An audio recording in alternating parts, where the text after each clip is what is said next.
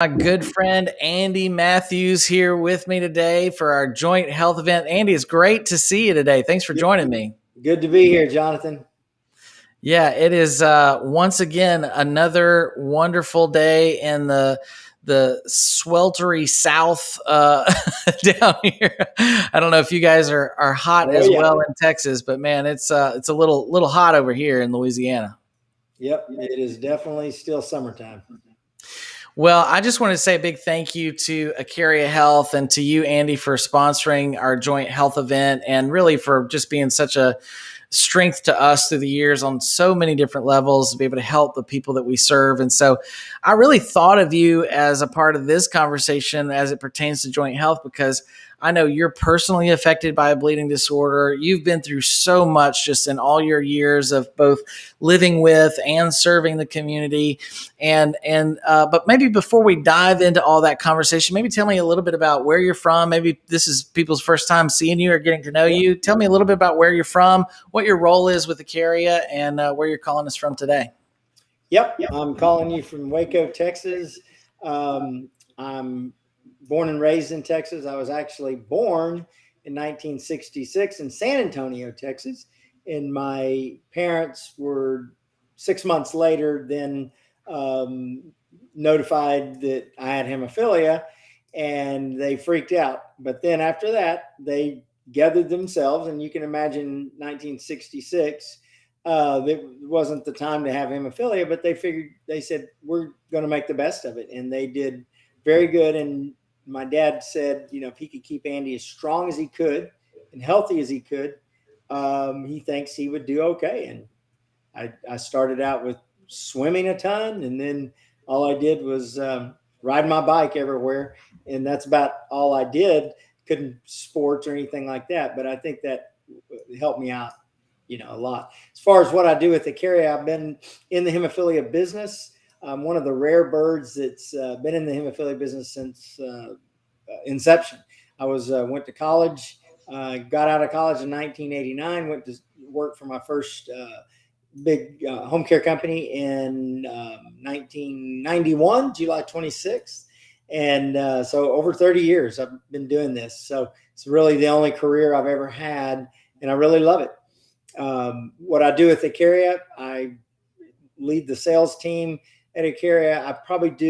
I'm not really just a salesperson. I do a lot with insurance, help people find insurance, work through the maze of, getting through the maze of insurance, and which is a big thing anymore.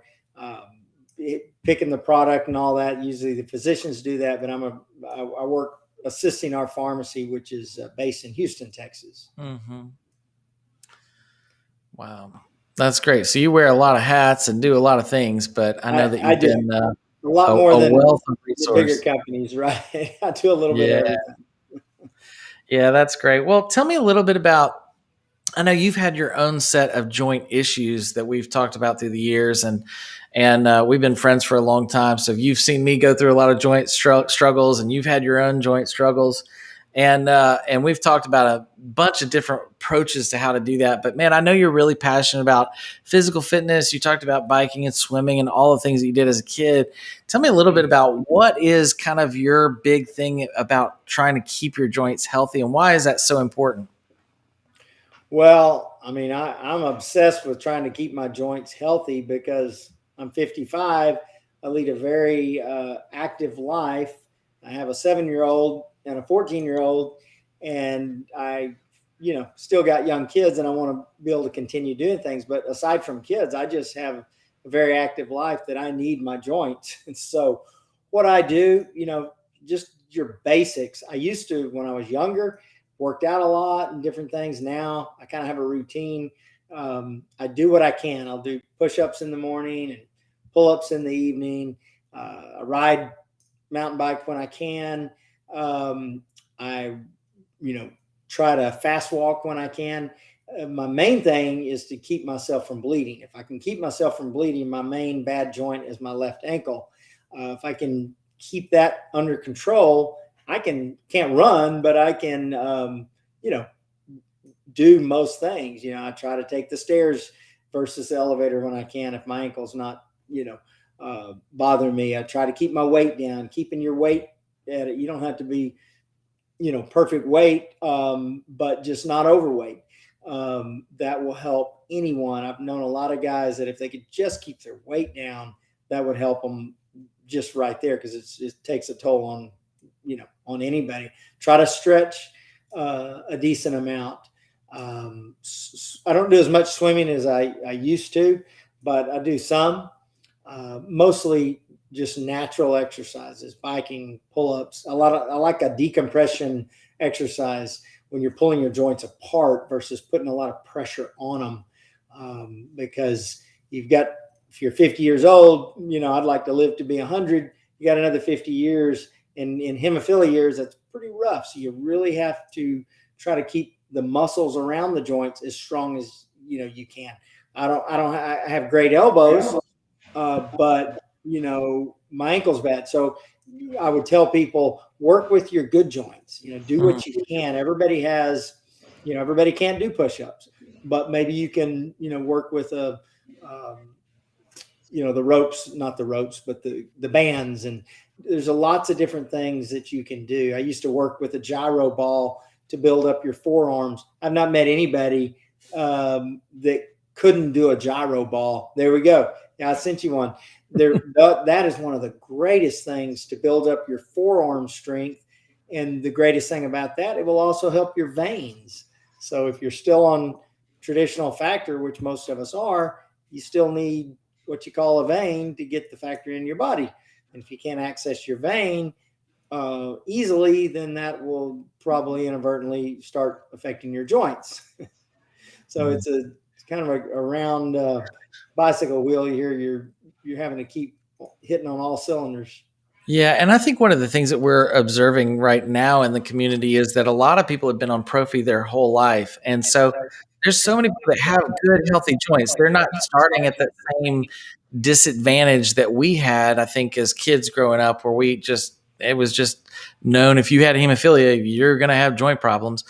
That's not so much the story today. And so we've got so many people that have good, healthy joints. One of the things that I'm a little bit fearful of is that so many people don't realize how important it is to keep their joints healthy and what it takes to make sure that they do the things now that they can do to keep their joints really, really healthy. So I know that you're so passionate about telling guys to keep your joints healthy and everything, and exercise is part of that. Obviously, diet is a big part of that. But I would even say maybe even your state of mind. I know you really focus a lot on that as well, about how having a positive outlook and a positive attitude. Tell me a little bit about how you think how important it is for people to try to keep that positive mindset that they can keep healthy joints. They just need to do some disciplines today, right? No, absolutely. And amen to what you were saying, as far as if you're a younger guy and you hadn't had a lot of bleeds, that's wonderful. I wish I could have gone through life without a lot of bleeds, and I could probably run today, because my ankle's my biggest joint. But the thing that people need to understand is it doesn't take a lifelong amounts of joint bleeds to cause problems. You can screw up one weekend and not give a shot and go out and twist your ankle real bad, and all of a sudden you've got a target joint.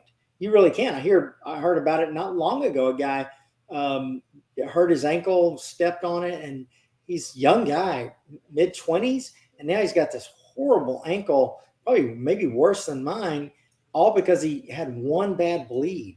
So yes, one or two bad bleeds in a joint can start triggering some arthritis, can start triggering some repeated bleeding, which is called basically a target joint. And that's what you want to avoid.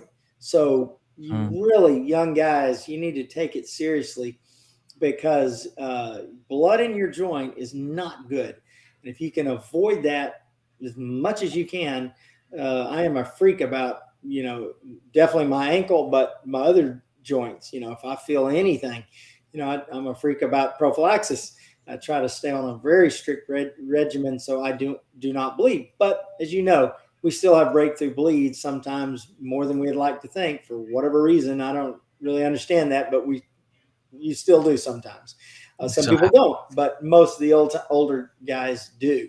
So you just want to have factor with you. The main thing is, as far as mental, that's a good topic you hit on. There is a lot of guys that have had struggles with your hemophilia. I'm dealing with an uncle that's 85, and he's moving from his workshop, and he's so consumed his life and leaving his little workshop he has.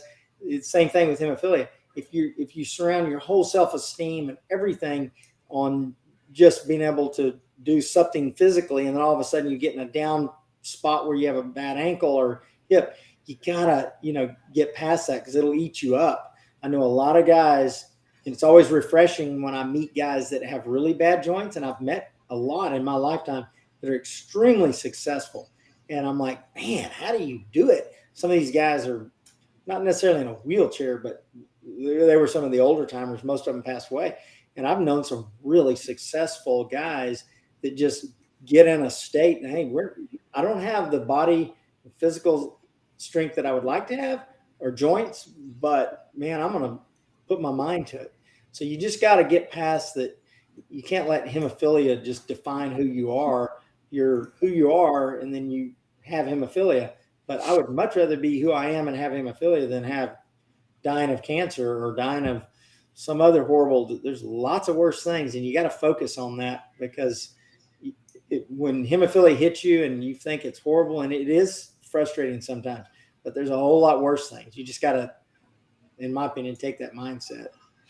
Yeah, and getting smart is a big part of that, right? I mean, that's one of the things we're talking about at this joint health event is, how do you do things to protect your joints? Maybe it's even taking a break when you've done too much. You're notorious, I know, for doing, you're like me. We both do way too much, and then we kind of regret it and have to like step back and ice and, take rest and K-taping and physical therapy and whatever else it is that you do to try to recover. But I think that it's important that you take care of yourself and really get to know your own physical limitations, because if you don't, you end up in this spiral that really you can't get out of. And so that's one of the things I love about this event that we have coming up. And I just want to invite people to come right now. If you're watching this for the first time, you're thinking, man, I haven't seen two hemophilia guys that are more than 25 years old in 100 years or ever, then man, come hang out with us this weekend. You're going to get to know a lot more people. And it's so important that, some of our best educational resources are really found in relationship. It's in with having friendship and having relationship with each other people that have the disorder and living with these challenges, to learn from each other. Right, Andy? Absolutely. And one other thing about your joints and things, Jonathan, that I would just give one little tip is, and this is for anyone, and I'm preaching to myself because I need to do more of this. Work on your core, okay? Meaning all the muscles in your back and your abdomen and so forth. I've never met a hemophiliac hardly that said I got to bleed from doing too many sit-ups or something like that. But I'm a real very nervous about hurting my back, because I have a ranch and I do a lot of stuff that fairly heavy lifting and so forth. Well, my ankle can be bad, but if I mess my back up, I'm really in a bad way. So everyone can work on getting a better core. I think any physical therapist would agree with me that you'll be leaps ahead, and then work on the other things. But if your core, meaning you're really overweight, or your core is very, out of shape, you have no muscles in there, you will really help yourself. Because a lot of times I had a bad ankle and I made my hip hurt because my gait was off wrong. Well, just developing your core will just kind of help that. It's just a way to start, and then you can start with other things. But that's so good. That's so good. And I think that it's important. Like you say, I've never known anybody that had a lung bleed or an abdomen bleed because they did too many sit-ups, so it is true. And I need to take note of that. I'm glad that you brought that up, because I'm working on my health right now, and doing. You'd be proud of me, Andy. You know me for a long time. I've always been a pretty big guy and big frame. You're losing weight. I see that. I am, man. I'm down about 40 pounds this year and trying to get the COVID 40 off, and it's happening. So I'm working at this thing. It's a daily thing for all of us, right? So I think it's a really, really good point. And I just want to say thank you so much again for joining me for this, but also thank you for all the years of support that Acaria has helped us in so many ways to be able to serve people day in and day out. And but look, if you want to get to know Andy a little bit better and you want to get to know more guys like me and Andy who are going to be talking more about joint health, how to keep your joints healthy, how to manage pain, how to think about alternative therapies. All of these things are topics we're going to be talking about on September 16th through 18th. You have to register to be able to participate. So in order to get the links for the Zoom calls and all of that, you got to go to hopecharities.org and register there. Right on the homepage, you'll see a link to be able to register. But thanks again, Andy, for being a part of this conversation today and being a part of this event, because I really do appreciate it. And also just your encouragement. As someone living with hemophilia, I know that we need each other. We need to be able to really lean on each other's experiences and wisdom. And I wish that as a young teenager that maybe I always say that my ankle was from tennis, my elbow was from basketball. I have all these target joints because I did things that were probably more than what I should have done at the time. But now at my age, I'm raising teenage kids, and I'm thinking, man, I wish I had listened maybe a little bit more to the wisdom that I was being shared with. So if you're watching today and you're thinking, man, listen to this wisdom that is being offered to you and empower you to be successful, have great joints, even when you're in older age. So thanks again, Andy, and I appreciate you being here and look forward to talking with you soon. Thanks. All right.